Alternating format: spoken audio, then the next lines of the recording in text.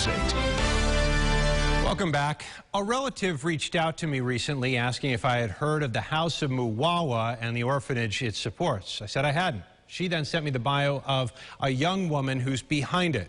Grace Muwawa is now one of the most impressive people I know. Her story starts with the death of her father in the Democratic Republic of the Congo, and that's where I started the interview.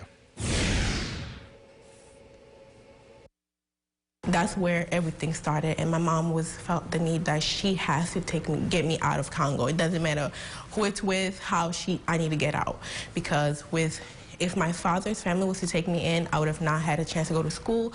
They would have taken me, married me off, and that's their tradition, you know. So she just felt the need to get me out of the country. Grace ended up in South Africa with a doctor who she says physically abused her. That same man then sent her to a family in America. They took me in, and you know, it was great that they saved me by taking me in, but I wasn't treated like a part of the family. I used to find myself a lot just in the closet. It sounds like a cliche, but I really was in the closet praying and drawing. That was my safe zone. That's kind of how I felt connected with God, because I've always had God. So that was just how I escaped things. And it was in my senior year where it was just not working out, and they decided to kick me out of their home. And that's kind of, I just felt like, why is this happening again? And I'm at this place again in the land of opportunity with nowhere to go, you know. And at the time, I was going through a church called Hope Christian Fellowship, and it was announced that there was a girl who attended church who was homeless. And from there, one of the ladies, her name is Sherilyn Belafonte, she was, you know, she felt the need to just help me out.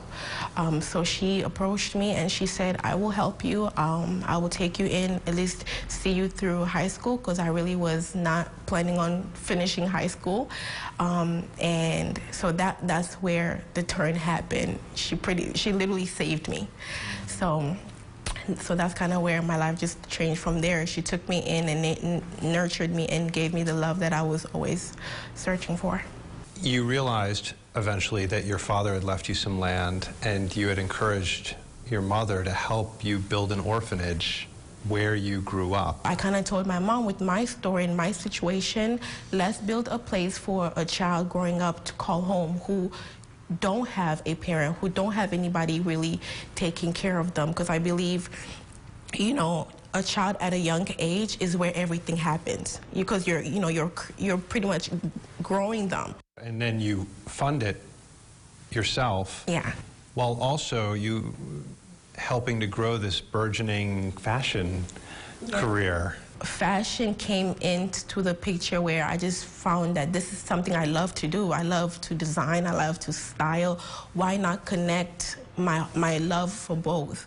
So, you know, I just started creating. I created my own business, House of Muwawa, and where I design clothes and create events, and proceeds go towards my orphanage to help my babies.